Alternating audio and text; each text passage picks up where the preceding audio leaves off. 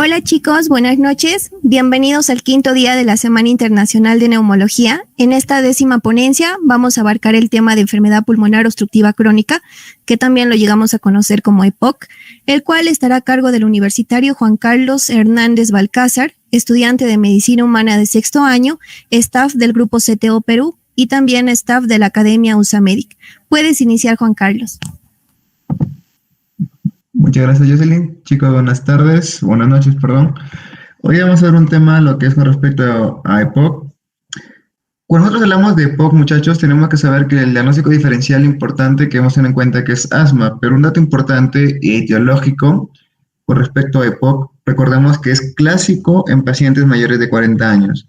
Siempre recuerden que si les viene una persona adulta de 45 o 50 años que le dicen que recién se le ha diagnosticado asma, lo más probable es que sea EPOC, ya que asma por grupo etario siempre son en niños o en jóvenes. Es un dato que debemos tener en cuenta. Yo quiero que recuerdes con respecto a ciertas generalidades algo muy puntual. Yo quiero que recuerdes que las obstrucciones van a ser con respecto a las vías aéreas, pero no van a ser con respecto a las vías aéreas inferiores, el concepto más importante que debemos tener. Ahora, hay algo importante que yo quiero que vas a mencionar mucho en EPOC o vas a leerlo, que es el famoso índice, ¿ya? El índice de Reisz. Cuando te hablen de índice de Reisz, lo que te quiere mencionar básicamente, esta fórmula es la relación que existe entre el espesor de la zona glandular, la relación del espesor de la zona glandular con respecto al espesor de la pared bronquial. Ya que recordemos que EPOC es una enfermedad de origen obstructivo, al igual que asma. Pero la característica importante es que es una enfermedad irreversible, ¿ya? Es lo que es un concepto que debemos tener en cuenta. Ahora, yo te menciono índice de Reisz, ¿por qué es importante? Porque sus valores normales va a ser siempre menor de 0.25. Entonces, va a ser la relación entre el espacio del espesor de la zona glandular con respecto a la pared bronquial, que su valor normal va a ser menor de 0.25. Cuando nosotros catalogamos que puede ser un EPOC cuando es más de 0.5, ¿ya? Recuerda que es una enfermedad obstructiva. Cuando nosotros hablamos de enfermedades obstructivas es muy importante, ya que vamos a ver con respecto a espirometría y lo que es la curva flujo-volumen. También se puede interpretar de esa forma, pero característicamente quiero que recuerdes eso. Ahora, algo muy importante con respecto es que acá encontramos unas células que son las células caliciformes o células Globek, que las cuales quiero que recuerdes que secretan moco, ¿correcto? Ahora, al respecto a nivel de bronquiolos, tienes lo que son el surfactante bronquiolar. Ojo, bronquiolar, no estoy diciendo surfactante alveolar, es el bronquiolar que es producido por las células clara, ¿ya? Es el concepto que quiero que tengas presente. ¿Qué más quiero que tengas presente? Con respecto a bronquiolo, el bronquiolo histológicamente o propiamente dicho, tiene lo que es un epitelio cilíndrico, simple, y aquí carece de cartílago hialino. Y algo muy importante, la resistencia de las vías aéreas no se da en las vías aéreas más pequeñas, como muchos podríamos pensar. La resistencia se hace en las vías aéreas grandes. Ahí es donde ocurre la resistencia, ¿ya? El concepto que debes tener claro. Ahora, con respecto a su fisiopatología de la secuencia, recuerda que yo te menciono las células caliciformes, ¿por qué? Porque se encarga de secretar moco. Entonces, en su fisiopato, a grosso modo, que quiero que recuerdes, del EPOC es la siguiente forma. 1. Hay una hipersecreción de moco, ¿ya? Y alteración mucociliar. Recuerda que cuando mencionamos alteración mucociliar nos estamos refiriendo al epitelio respiratorio, que es muy característico también. Y el epitelio respiratorio no es nada más que el epitelio pseudoestratificado cilíndrico ciliado, ¿ya? El primer concepto que debes tener. Ahora, luego ocurre, como segundo proceso fisiopatológico, una limitación del flujo aéreo. ¿Por qué? Porque en las enfermedades obstructivas Yo quiero que recuerdes lo siguiente, todo entra normal, el aire entra normal, ¿ya? Pero el problema es para que salga, no puede salir el aire. La puerta es muy pequeña, entonces el aire se queda, ¿correcto? Se queda. La puerta es muy pequeña. El aire puede entrar, una enfermedad paciente con una enfermedad pulmonar obstructiva crónica, puede inspirar, pero no puede expirar. No puede expirar. El mejor ejemplo que te pongo para que te acuerdes, te lo pongo de esta manera. Paciente asmático con crisis asmática, quiero que tengas el concepto. El paciente, las sibilancias son a predominio expiratorio. ¿Es por qué? Porque la salida es pequeña. Entonces, por eso son famosos sibilantes, ¿no? Eso es lo mismo pasa con el EPOC. Ya que es una enfermedad obstructiva de las vías aéreas, el aire no puede salir. ¿Y qué pasa cuando se limita el aire del flujo aéreo? Cuando es muy crónico o constante, genera una hiperinsuflación pulmonar. Y esta hiperinsuflación pulmonar lo que va a hacer a largo tiempo o a cronicidad es el famoso tórax en tonel. ¿Por qué? Porque la expiración, que es un proceso netamente pasivo, se va a convertir en un proceso activo. Entonces, el paciente va a generar que las costillas se pongan más horizontales, generando el famoso y característico signo de tórax en tonel, que es muy característico desde el punto de vista semiológico, ¿ya? Y esto ocurre básicamente a nivel del bronquiolo terminal. Recuerda que tú tienes dos zonas, una zona conductora, que es hasta el bronquiolo terminal, y una zona respiratoria, que es el bronquiolo respiratorio. A partir del bronquiolo terminal, que es el que estamos viendo en imágenes, es el fin de la zona conductora y comienza lo que es la zona netamente respiratoria. Entonces, lo que va a generar es un aumento de los espacios aéreos a partir o distal al bronquiolo terminal, el concepto que debes tener en cuenta. Y luego genera alteración del intercambio gaseoso. Intercambio gaseoso. Es el concepto que debes tener en cuenta cuando nosotros hablamos de EPOC, ¿correcto? Y esto es lo que te explicaba. La inspiración, recuerda que la inspiración es un proceso netamente activo y la expiración es un proceso netamente pasivo. Sin embargo, se convierte en activo cuando se utiliza la musculatura de la prensa abdominal, básicamente. Y esto, si nosotros hacemos un diagrama en forma lateral, supongamos tú retienes bastante CO2, tienes una enfermedad obstructiva crónica. Recuerda que el cuerpo responde mejor al CO2 que al oxígeno, ¿ya? A los niveles altos, un paciente puede estar con hipoxemia y puede estar totalmente asintomático, usualmente. El mejor ejemplo te lo pongo ahorita lo que estamos viendo, coronavirus. Sin embargo, un paciente se le eleva un poco los niveles de CO2 y el paciente empieza con clínica respiratoria rápida. Entonces, lo que va a hacer el cuerpo es ensanchar el tórax, horizontalizar las costillas. ¿Para qué? Aumentar la presión para que el aire intente salir. Y esto, al ser un proceso netamente crónico, genera el famoso tórax en tonel. Y recuerda que un tórax es normal cuando el diámetro horizontal, es menor que el diámetro anteroposterior. ¿Qué quiere decir? Que el diámetro que está entre tu hombro y hombro tiene que ser menor que el diámetro que si fuera anteroposterior. Si es al revés, eso se llama famoso tórax en tonel, que es muy característico del paciente con EPOC, ¿ya? Es muy característico. Y eso es por la horizontalización de las costillas que ocurre, ¿ya? Y eso es muy importante, porque si tú lo ves desde un punto de vista de presiones, recuerda que tienes dos tipos de presiones, las pleurales y las alveolares.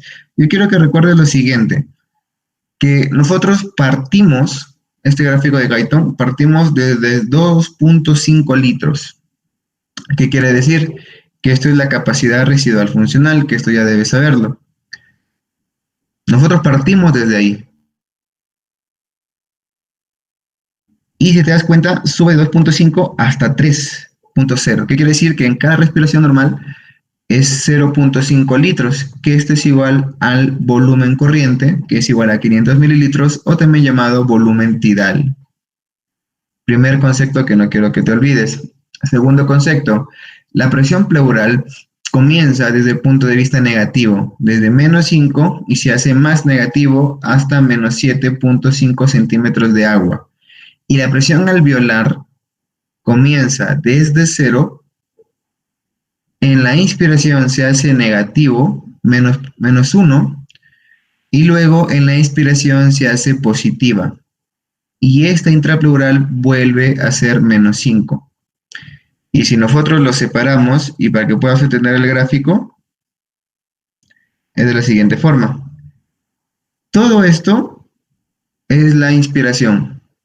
Y si te das cuenta, este cambio de presiones, descenso de presiones, si te das cuenta, ¿qué es lo que generó en este gráfico? Un aumento de volumen. Entonces, mientras más negativas se hagan las presiones en el sistema pulmonar, mayor flujo de volumen. Y recuerda que el sistema respiratorio se basa entre flujo y presiones. Entonces se hace negativo, mira, si te das cuenta. ¿Qué pasa durante la exhalación? Esto se hace positivo. Y al hacerse positivo, si te das cuenta, y esto al volver, se pierde volumen. Y expiramos los 500 mililitros. Importante, sí. ¿Por qué? Porque si nosotros inspiramos 500 mililitros, tenemos que botar 500 mililitros, ¿correcto? En el paciente con EPOC, debes tener en cuenta que la capacidad residual funcional se encuentra alterada. ¿Y a qué? ¿Por qué? Porque ya retienes más oxígeno. Retienes más dióxido de carbono, y estos pacientitos tienden a aumentar su capacidad residual funcional con respecto a unas personas normales, y eso es lo que tenemos que tener en cuenta.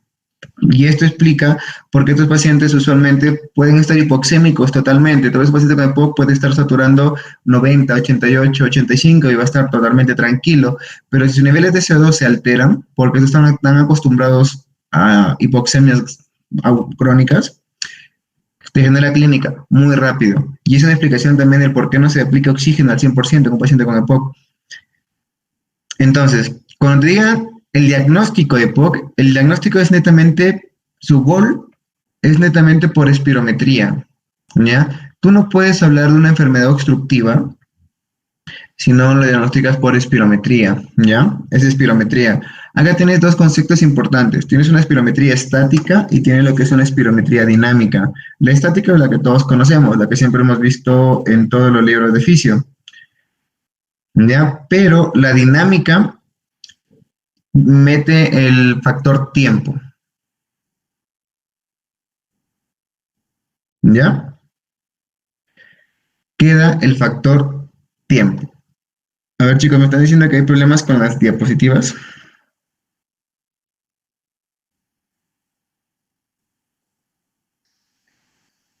Vamos a ver, parece que hay problemas con las diapositivas. Quiero ver.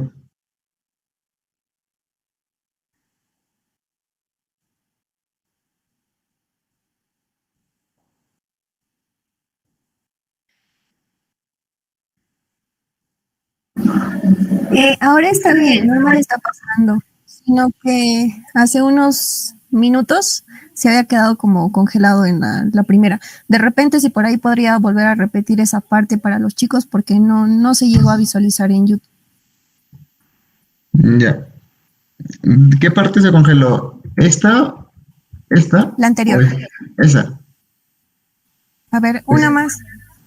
¿Presiones o esta? Creo que desde ahí, incluso una anterior ya se había quedado congelada cuando estaba explicando la parte histológica en ahí. Ya, a ver. Ya voy a repetir el toque, chicos, para que se pueda entender. Ya, a ver. Le estaba explicando que con respecto, desde el punto de vista de la fisiopato, ya, desde el punto de vista de la fisiopato, recuerda lo siguiente: tienes 4 eventos importantes.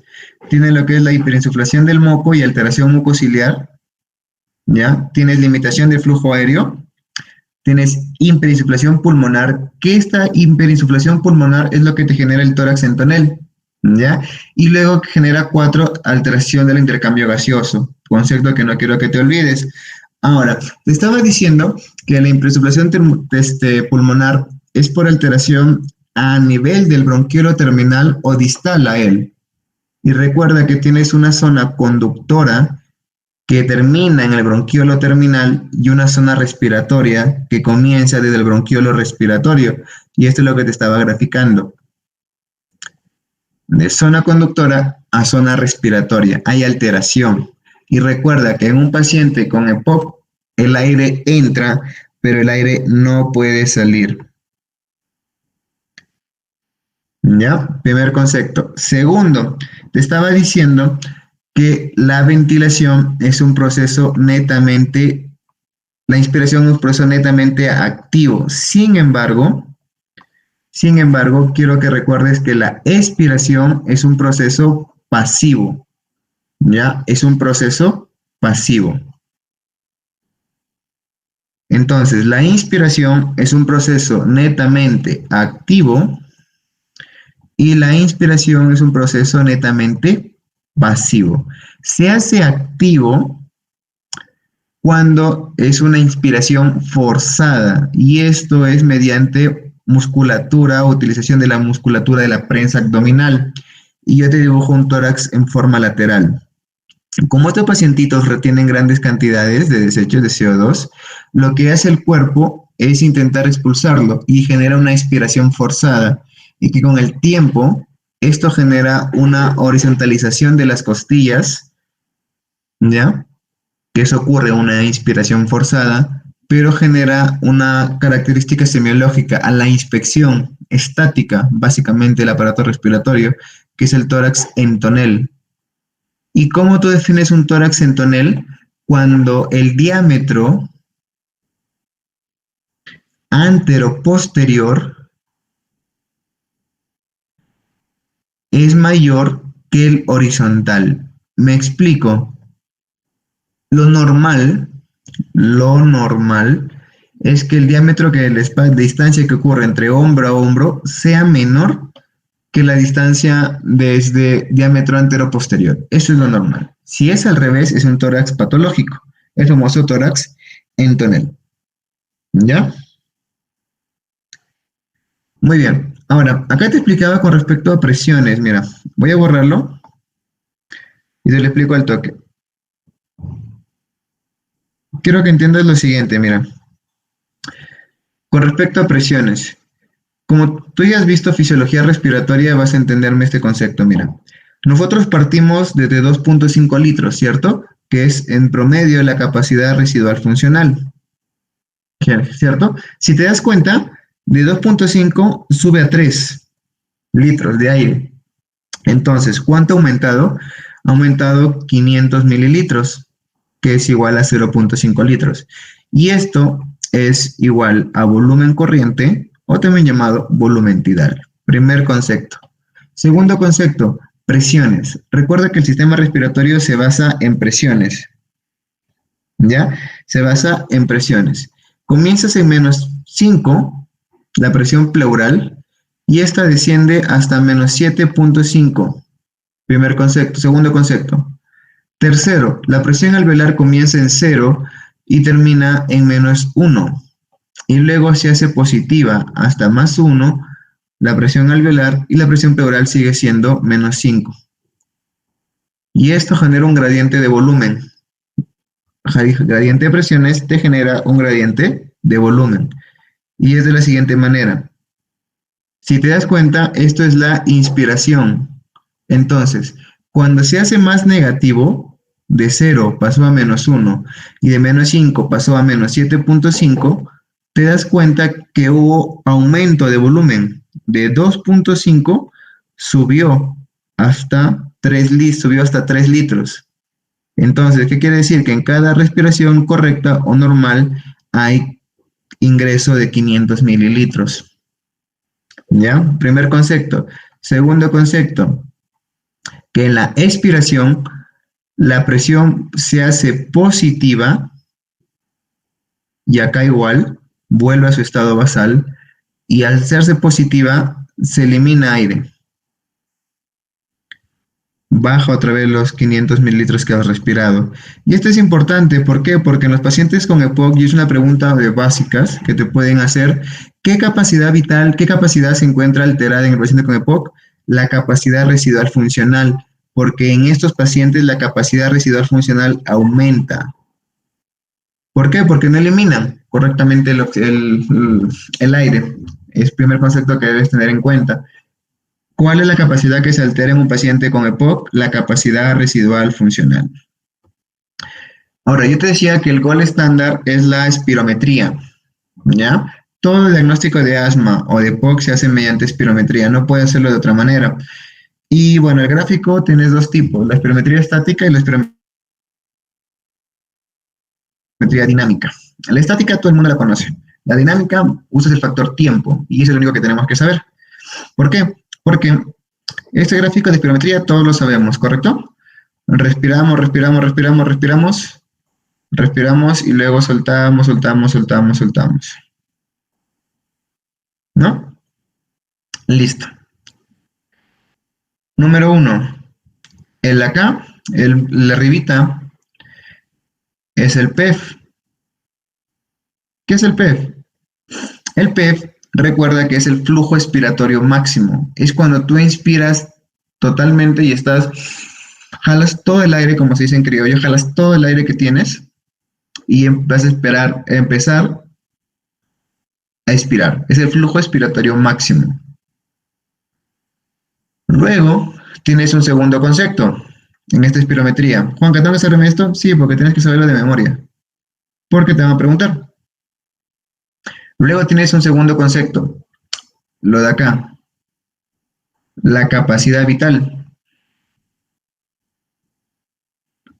Pero es una capacidad vital forzada, ¿ya? Capacidad vital forzada, segundo concepto. Tercero,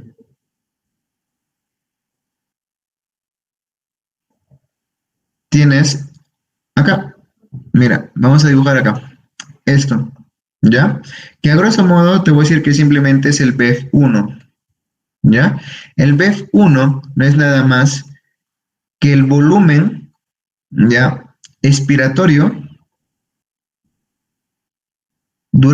forzado durante el primer segundo. Es la cantidad de aire que tú expiras en el primer segundo, ¿ya? Es el BEF1. Luego tienes como concepto lo siguiente, vas poniéndole negro. Luego tienes lo siguiente, lo de acá.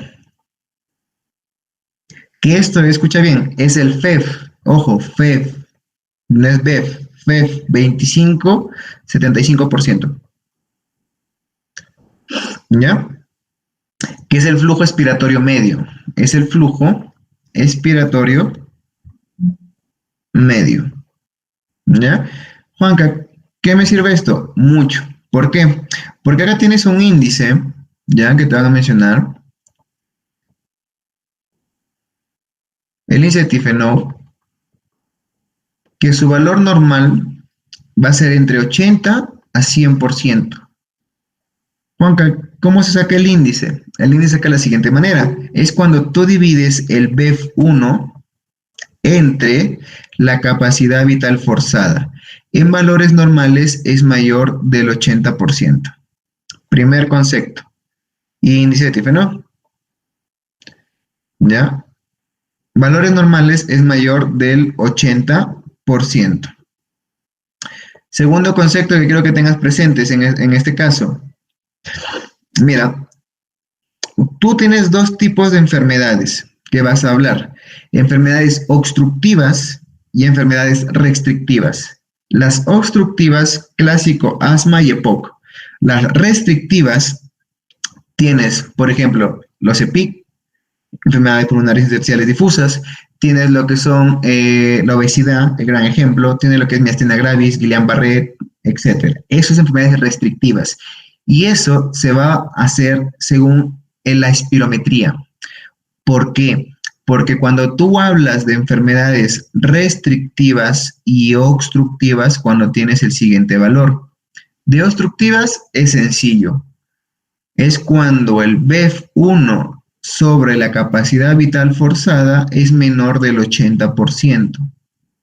Esto es clásico patrón de espirometría de enfermedad obstructiva. Eso es clásico, ¿ya? Esto está presente en asma y en EPOC, por si acaso. ¿Cómo diferencio? Por clínica, una por clínica, dos por grupo etario, por la edad que ya te mencioné.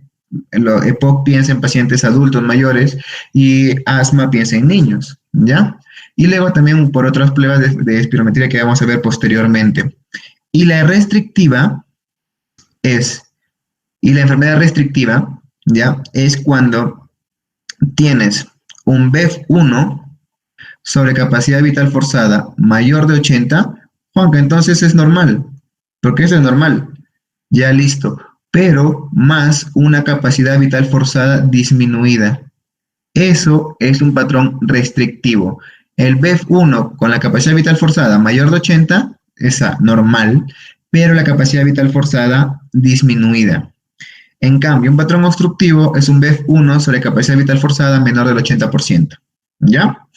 Eso te van a preguntarlo, tienes que saberlo, ya eso tienes que saberlo correctamente. Hay un patrón mixto que juntas los dos, por si acaso. Ahora, si tú recuerdas un poco tu fisiología básica, esto es fisiología básica, ¿esto qué era? Volumen residual, ¿cierto? Esto era volumen de reserva expiratorio, esto era el volumen corriente y esto era el volumen de reserva inspiratorio, ¿cierto? Si recuerdas. ¿Qué pasa cuando juntabas los dos? La capacidad residual funcional. ¿Qué pasa cuando juntabas los dos de arriba? El volumen residual inspiratorio más volumen corriente. La capacidad de reserva inspiratoria. Cuando juntabas las tres, la capacidad vital, si te das cuenta, es lo mismo, pero acá es forzada. Y cuando juntabas los cuatro, que era la capacidad pulmonar total, ¿cierto? Bacán. Entonces, yo te mencioné en el gráfico anterior, si recuerdas, que nosotros partimos desde acá, desde 2.5 litros. Es desde aquí que parte una respiración normal, porque este volumen lo tenemos, ¿ya? Ahora, en los pacientes con EPOC, escucha bien, en los pacientes con EPOC, el volumen residual aumenta con relación, ¿ya? El volumen residual aumenta con relación a un paciente normal, concepto que debes tener en cuenta, muy importante, ¿ya? El volumen residual aumenta en estos pacientitos. Y si te preguntara, recuerda que cómo mides el volumen residual, lo mides, no lo puedes medir mediante mediante espirometría, lo mides el volumen residual mediante espletismografía. ¿Ya? No sé si habrán practicado alguna vez con animalitos en fisiología, cuando ponían el pulmón del animalito en el agua y cómo flotaba, pues ese es el volumen residual. Es el aire que nosotros tomamos a la primera inspiración. Entonces, importante, lo que te he explicado acá, recuerda simplemente que el dióxido de carbono tiene 20 veces la solubilidad con respecto al oxígeno, ¿ya? Concepto que quiero que tengas presente. Y recuerda que la membrana alveolo-capilar tiene 6 capas. Recuerda, surfactante, epitelio alveolar, membrana basal epitelial, espacio intersticial, membrana basal capilar y membrana del endotelio capilar. Ahora, ya sabiendo esto, EPOC lo hacemos en 15 minutos. ¿Por qué? Porque recuerda que es una enfermedad crónica, ya por una limitación de flujo, que básicamente, teóricamente es irreversible, pero el clásico siempre es irreversible, ¿ya? Ahora tiene factores de riesgo. El factor de riesgo más importante es el tabaquismo, ¿ya? Es el factor de riesgo más importante. Si te preguntaran, ¿cuál es el factor de riesgo más importante? Es el tabaco. Si te preguntaran, ¿cuál es el factor de riesgo ambiental más importante? Es el tabaco. Si te preguntaran, ¿cuál es el factor de riesgo genético más importante? El déficit de alfa-1 antitripsina, ¿ya? El déficit de alfa-1 antitripsina. Es el factor genético. Y recuerda que pacientes con déficit de alfa-1 antitripsina también te pueden desarrollar otras enfermedades, pues también puede ser muy clásico un paciente que te desarrolle cirrosis, por ejemplo. Entonces, tener en cuenta lo que es la alfa-1-antitrypsina, que básicamente lo que disminuye es la elastasa de los neutrófilos, evitando la reacción inflamatoria. Es la función de la elastina. Sin embargo, en la espirometría que estamos acá en este algoritmo, aquí nos va a decir todo con respecto a enfermedades obstructivas, todo. Yo te mencioné que una enfermedad obstructiva es cuando tienes un BEF1 y una capacidad vital forzada menor del 80%. Yo te lo mencioné hace un instante. Genial. Entonces, esto es clásico de una enfermedad obstructiva. Entonces, tú ya sabes que es una enfermedad obstructiva, ¿ya? Entonces, tú vas a hacer un test de broncodilatación, ¿ya? Un test de broncodilatación. Un test de broncodilatación. Tienes dos opciones, que aumente el BEF1 o que no aumente, ¿ya? Si no aumenta el BEF1, es característico de EPOC. EPOC. Pero ¿qué pasa si aumenta el BEF1? Esto es asma. Juanca, y en cuanto aumenta el BEF1, tienes dos definiciones. ¿Aumenta más del 12% o aumenta más de 200 mililitros? Tienes dos opciones, aumenta más del 12% o aumenta más de 200 mililitros. Si aumenta, eso es asma. Pero si no aumenta, eso es EPOC. Y tienes dos tipos, enfisema o bronquitis, y que vamos a ver posteriormente. Ahora, ¿qué pasa si tienes una espirometría normal, pero tiene clínica característica de enfermedad obstructiva? Clínica característica.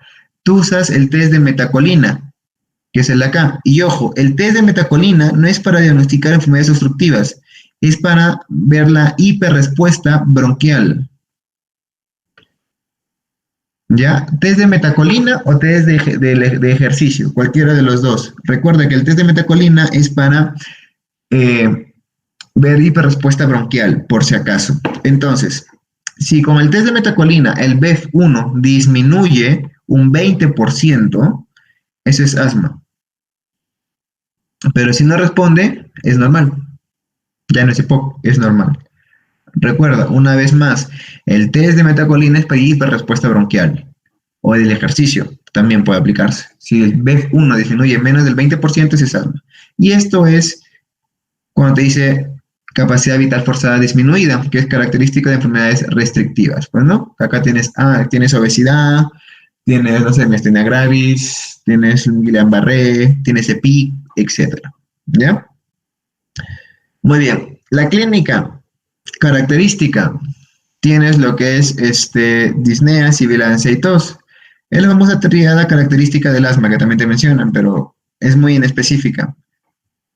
Básicamente, para que tú hagas un diagnóstico de EPOC, tienes que darte cuenta por la edad y más que todo por la edad. Es un factor muy importante, ¿ya? Son los tres factores, las tres clínicas que te van a mencionar. Pero tienes dos tipos de EPOC.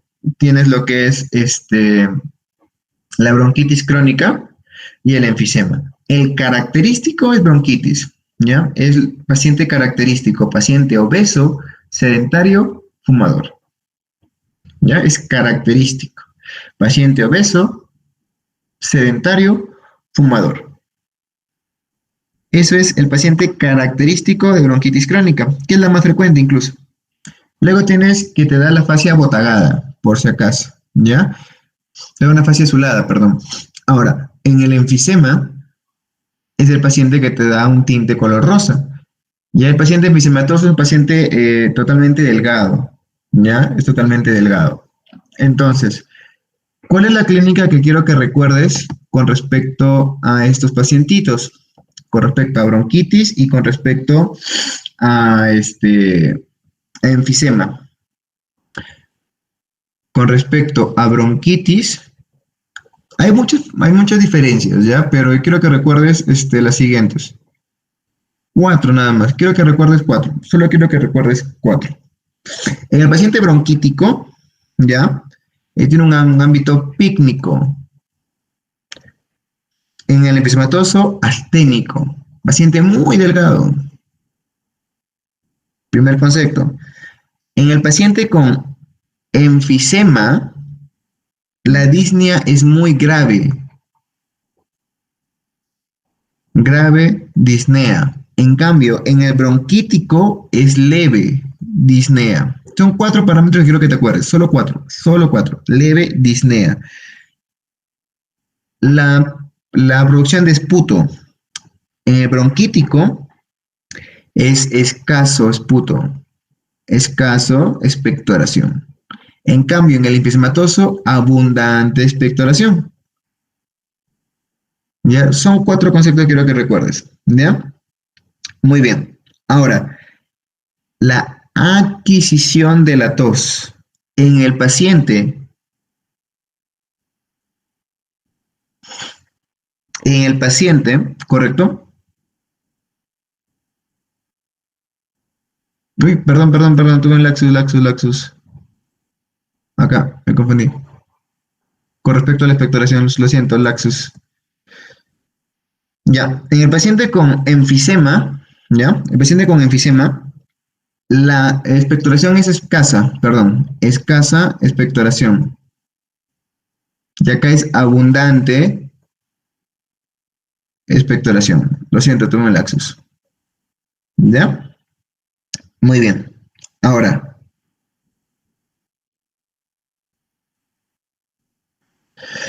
quiero que recuerdes la aparición de la tos. En el paciente bronquítico, la tos aparece antes de la disnea.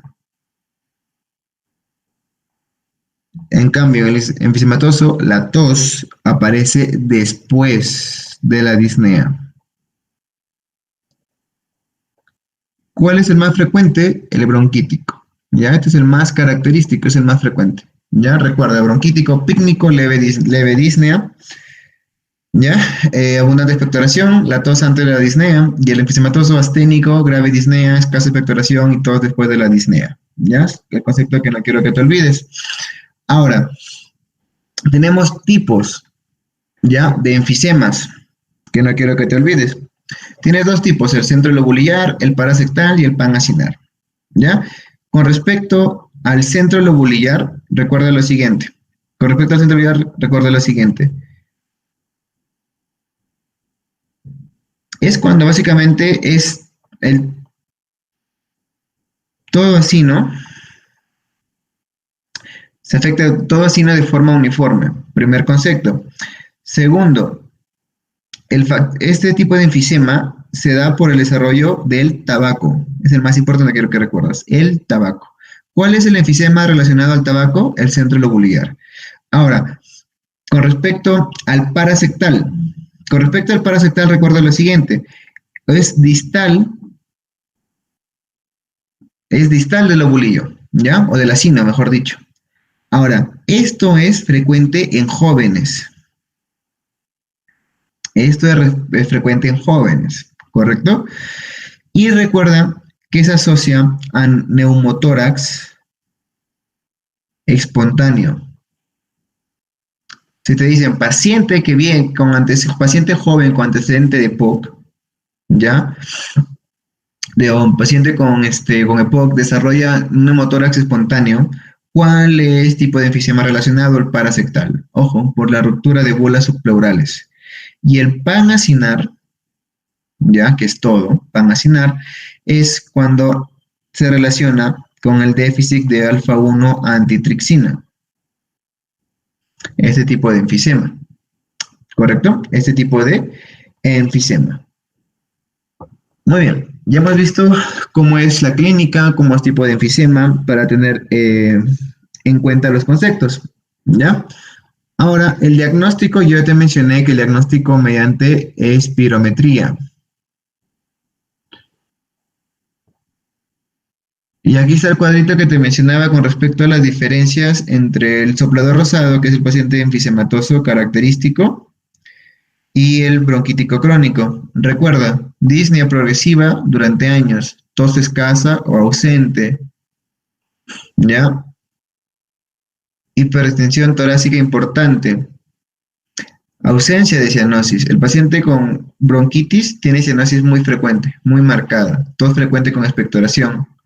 Y disnea también progresiva durante años. Recuerda esos conceptos que no quiero que te olvides. Y acá te menciono algo muy importante, mira, vamos a acercarlo. La espirometría obstructiva. Acá tienes una clasificación GOLF. Acá te menciona lo que ya te he mencionado, el BEF1 sobre capacidad vital forzada bajo, o sea, menor del 80%, ¿ya? Y lo que tienes, el GOL. Tienes que saberte esos cuatro, ¿ya? Acá la traducción la he puesto oro, es GOL 1, GOL 2, GOL 3, GOL 4, ¿ya? La leve es mayor del 80%, la moderada entre 50 a 80, la GOL 3, que es la severa, menor de entre 50 a 30, y la GOL 4, menor de 30.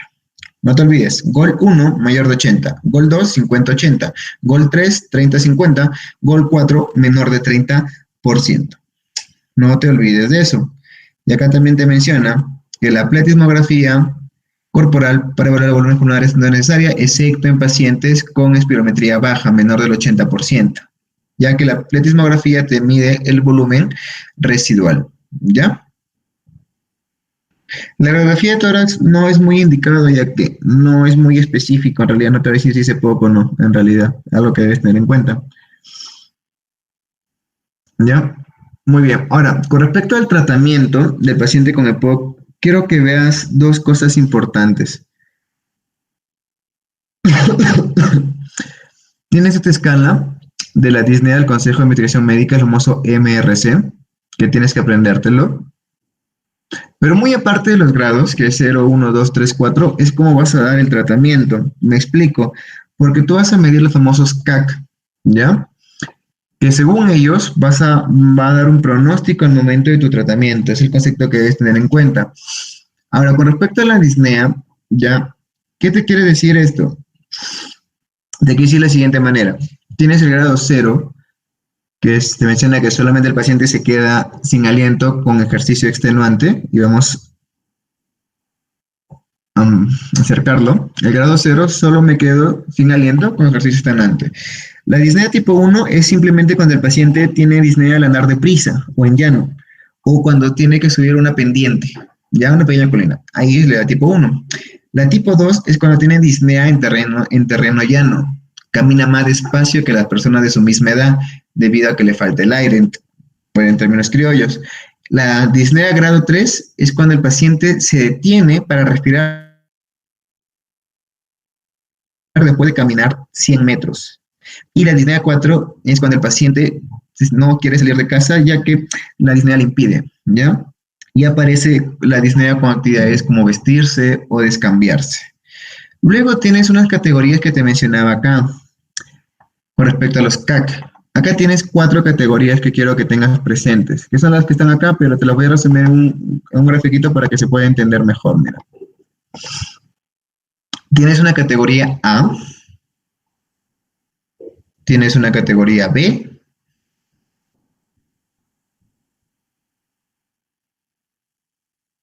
¿ya? Tienes una categoría C y tienes una categoría D. La categoría A, recuerda, paciente, pocos síntomas. Pocos síntomas. ¿Ya? ¿Qué quiere decir esto? Tiene un MRC de 0 o CAC menor de 10. Recuerda que el CAC es según el número de exacerbaciones que tiene en un tiempo, ¿ya? Que es lo que te he puesto en el cuadrito anterior. Recuerda eso. Paciente A, paciente de bajo riesgo. Pocos síntomas, una disnea clasificación C y un CAC menor de 10, ¿ya?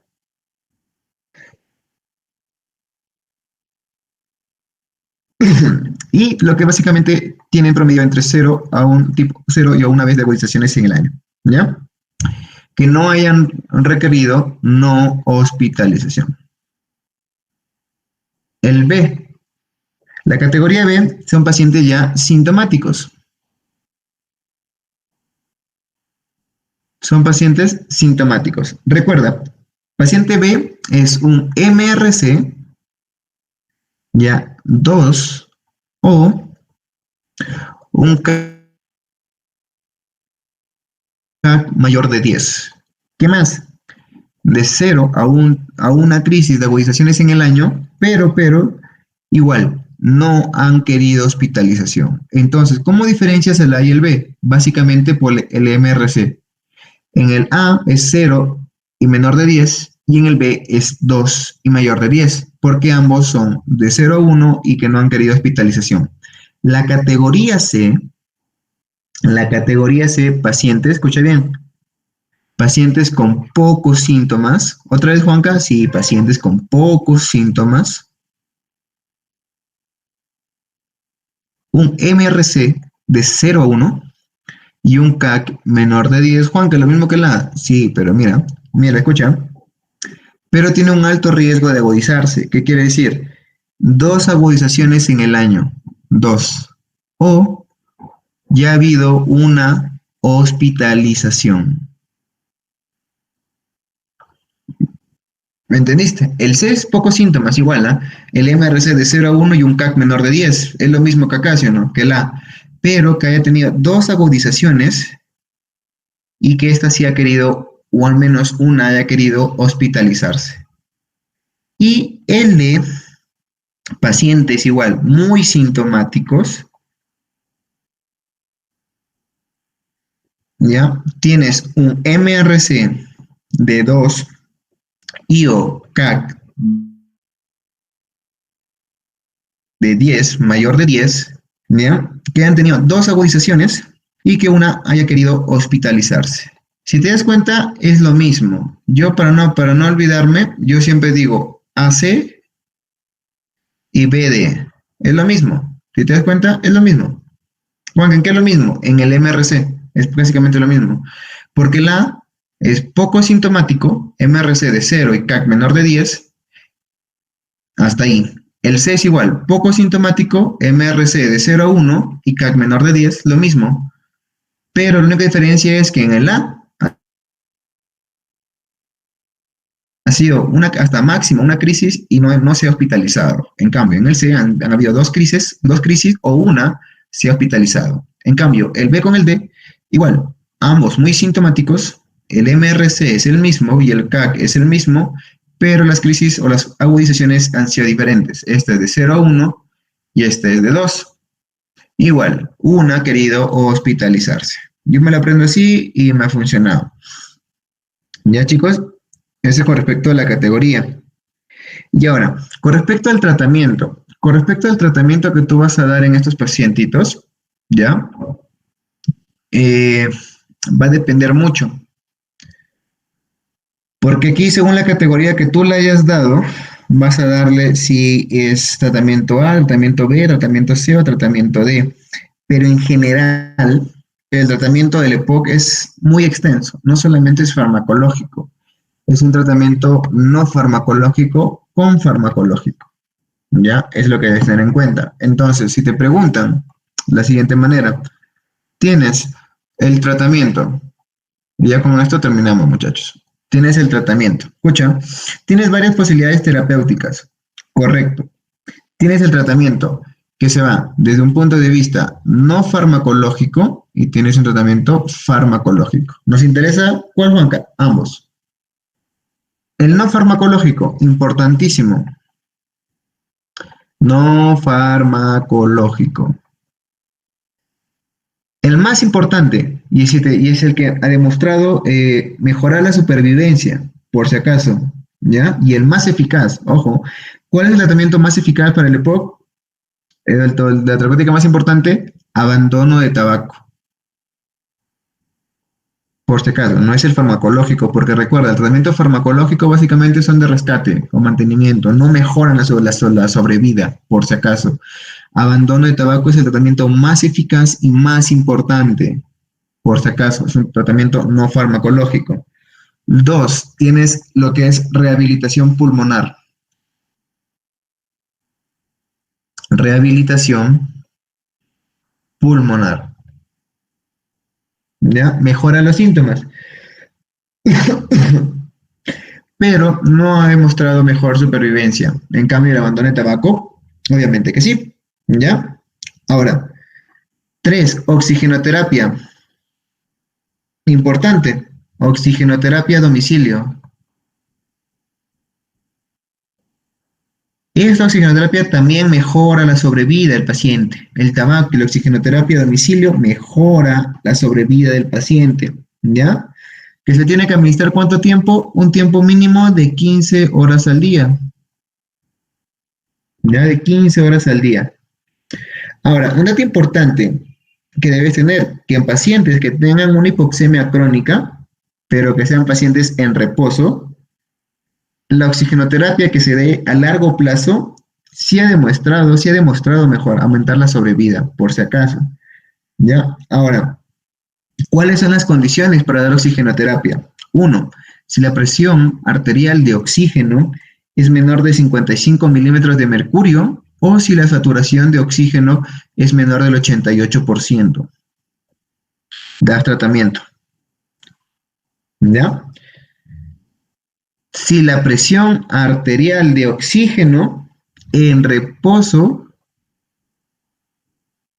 es de 55 a 59 milímetros de mercurio. ¿Ya? Más poliglobulia. ¿Qué más vas a dar? Básicamente se recomienda con respecto a esto también vacunaciones, pero básicamente recuerda que estos pacientes tienen un riesgo abundante de infecciones, ¿ya? Eso es lo que debes tener en cuenta. Incluso, y eso con respecto al tratamiento no farmacológico. Ahora, con respecto al tratamiento farmacológico. Con respecto al tratamiento farmacológico, aquí, perdón, acá la vacunación, lo siento, me confundí. Aquí ya es lo que es vacunación. Vas a dar lo que es vacunación, tanto para antineumocócica, básicamente, ¿ya? Vas a dar mucolíticos. Porque recuerdas que en la fisiopatología hay hipersecreción de moco. Vas a dar lo que es mucolíticos. Puedes dar broncodilatadores, puedes dar corticoides sistémicos, todo el tratamiento que vas a dar a un paciente con enfermedad obstructiva. Corticoides, broncodilatadores, anticolinérgicos. Ahora, ¿cuándo darlo? Es lo que tienes que saber. Y esto va a depender mucho. ¿Por qué? Según el estadio, si es categoría A, si es categoría B o si es categoría C. Lo que te expliqué hace un instante. Si es categoría A, por ejemplo, si es categoría A, vas a dar básicamente SABA, ya para categoría A, vas a dar SABA, beta-agonistas de acción corta, o anticolinérgicos de acción corta. Anticolinérgicos de acción corta. ¿Ya? Eso es lo que vas a dar. En el B, lo que tú vas a dar en el B es básicamente, vas a dar LABA, beta-agonista de acción corta, o más anticolinérgicos de acción larga. ¿Ya? Vas a dar LABA más anticolinérgicos de acción larga. Y evalúas dos cosas. Si tienes que el paciente tiene un FEV1 menor del 50%, tú ya consideras dar un tratamiento monoclonal, ¿ya? Y se recomienda roflumilaz.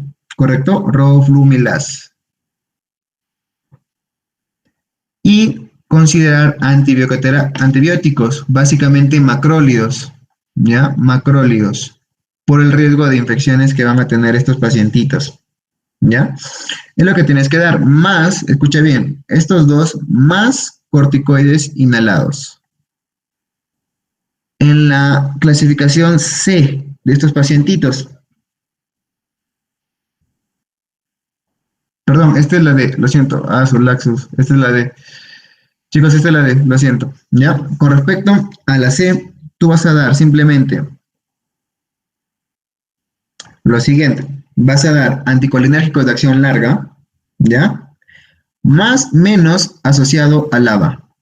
O sea, puedes considerar anticolinérgicos de acción larga más menos LABA. Y en la B, que sí le corresponde a la B, vas a dar anticolinérgicos de acción larga más beta-agonistas de acción larga. ¿Ya? Eso es lo que tienes que darle.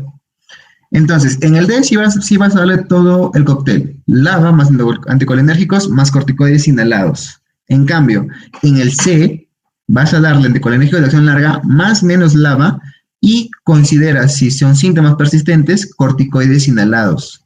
Y en cambio, en el B, te quedas en estos dos. Ya, chicos, recuerda que en el D das todo el cóctel. Y si el BFF1 menor de 50%, das roflumilast o antibióticos como macrólidos, que tienen riesgo de infección bacteriana. ¿Ya? Es lo que debes tener en cuenta, ya que esto se complica. Y si te hicieran, ¿con qué complicaciones o sobreinfecciones te dan estos pacientitos con EPOC? Son los siguientes. La más frecuente, ya el más frecuente, Haemophilus influenzae. Es el más frecuente con las sobreinfecciones. Por eso das antibióticos, básicamente macrólidos. El segundo más frecuente vas a dar neumococo. Por eso das vacuna antineumocócica. Y luego das 3 Moraxella catarrhalis, ¿no? Moraxella catarrhalis. Son los tres agentes más relacionados con respecto a EPOC en estos pacientitos, ¿ya? Que debes tener en cuenta. Ahora, si te dicen tratamiento de agudización de EPOC, tienes que evaluar muchas cosas, pero básicamente esos pacientes responden muy bien, ya los anticolinérgicos. Recuerda que en pacientes con EPOC responden en crisis, se recomiendan los anticolinérgicos de acción corta, ya como el hipatropio. En cambio, en asma son los beta-agonistas de acción corta, como los ABA, ¿no? El famoso salbutamol. Y bien, chicos, eso ha sido la ponencia del día de hoy con respecto al tema de EPOC.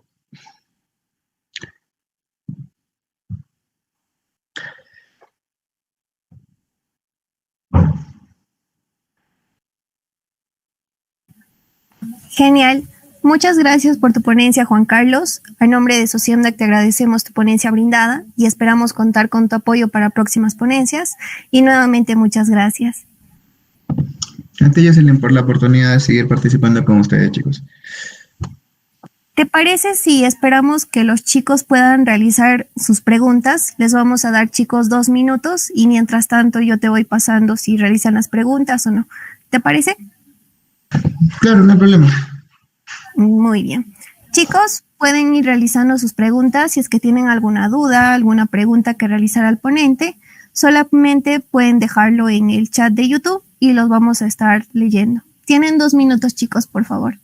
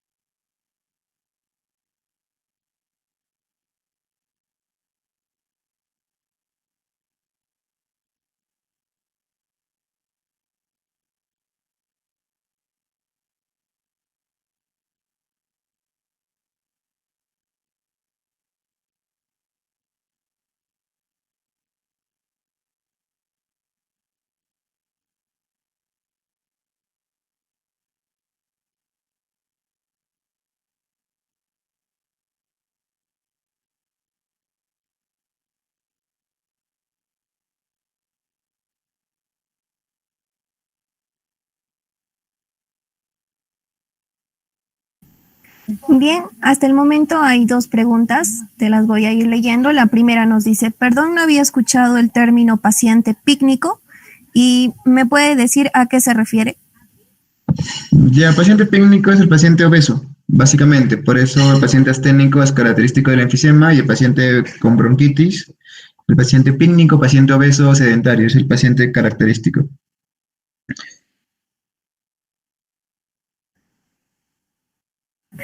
Bien, acá hay una segunda pregunta y nos dice, ¿en qué rango de edad suele suceder el EPOC? Bueno, como el factor de riesgo más importante es el tabaco, se da en personas mayores de 40 a 50 años para arriba. Si tienes un paciente con EPOC menor de 40 años, de 30 años, piensa en un déficit de alfa-1 antiotrixina, ya que puede ser un factor genético.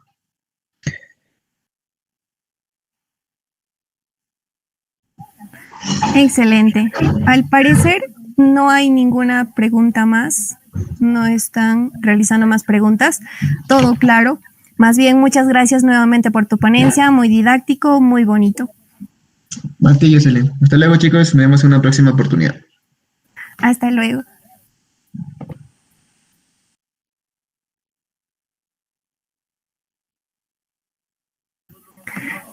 Bien, chicos, nos quedamos un ratito más en el chat de YouTube. Pueden estar dejando algunas dudas respecto a cómo elaborar el quiz o también cómo rellenar el formulario.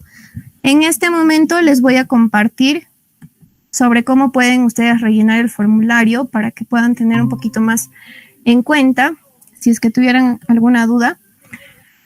En unos momentos se les va a ir pasando tanto el link del quiz como el código del quiz. Ustedes pueden ingresar a Quizizz tanto por medio del link o pueden ingresar a internet por medio de quizizz.com y solamente introducirían el código.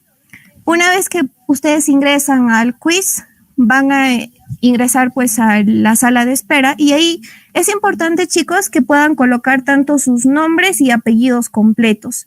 Puede ir de repente el nombre solamente y las iniciales del apellido o el nombre y un solo apellido. Ustedes vean la mejor manera en la que les parezca, pero no vayan a colocar solamente números o solamente letras, ya que al momento de la entrega de certificado, las capturas que ustedes realicen, donde se pueda ver también el nombre de ustedes, se va a constatar con la base de datos de Quizizz que tenemos y eso va a ser muy importante a la hora de entregar los certificados. Una vez que ustedes ya le hayan tomado la captura a los Quizizz que hayan realizado, se les va a pasar el link del formulario, que es el formulario del día de hoy, viernes 26. Y si ustedes ya han rellenado el formulario los días lunes, martes y miércoles, y jueves también van a ubicar aquí sus nombres. Aquí van a poder ubicar sus nombres. Y si por algún motivo no han encontrado sus nombres o solamente van a rellenar el formulario el día de hoy, van a colocar en otros y van a colocar ahí su nombre y su apellido. También, chicos, coloquen aquí sus nombres, sus apellidos, tal y como quieren que figure en su certificado, ya que no va a haber oportunidad de que se pueda modificar si han fallado en esa parte. Y aquí van a poder subir ustedes las capturas de los quizzes que han realizado. Bien saben que a las 12 del mediodía hemos dado una ponencia sobre tromboembolismo pulmonar, el cual ha tenido su respectivo quiz, y si le han tomado la captura y han aprobado, aquí solamente lo suben, lo adjuntan en la captura que realizaron, y ahora esta ponencia de EPOC también va a tener su quiz y si han aprobado también lo pueden subir, pero si por algún motivo solamente van a dar el quiz de EPOC, entonces solamente adjuntan una captura, porque como ven, solo esto es el que está obligatorio. Y posteriormente ya lo proceden a enviar y se va a estar guardando su formulario. Si tienen alguna duda, alguna pregunta, chicos, pueden realizarlo.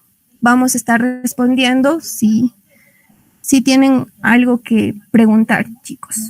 En estos momentos ya se va a pasar lo que es tanto los links de quiz, el código y también se va a ir pasando el formulario.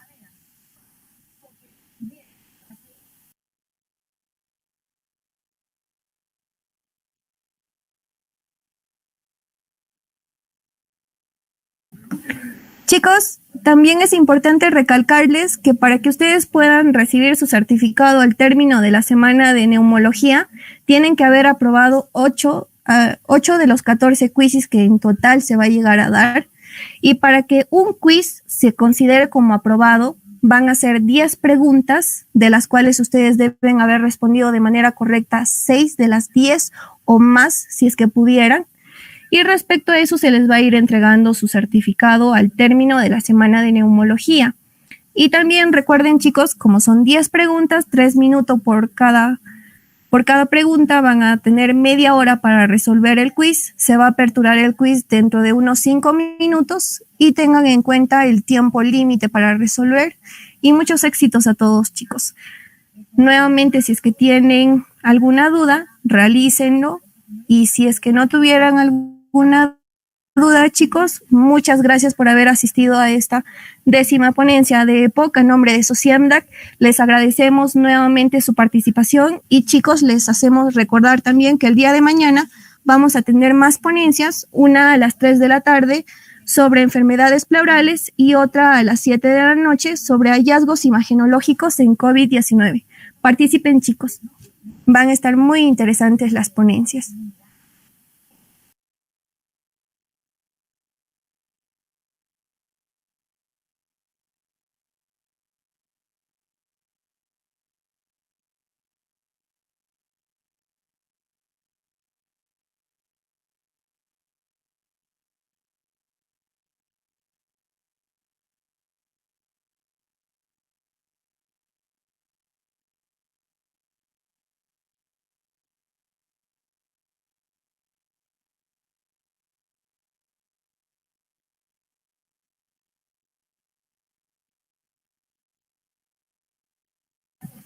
Chicos, repetirles nuevamente que son 8 quizzes durante toda la semana que ustedes deben de aprobar de manera obligatoria, porque son, en total, como son 14 ponencias, van a haber 14 quizzes, y para que ustedes puedan recibir los certificados, uno de los requisitos es que aprueben 8, no 7, 8 de los 14 quizzes.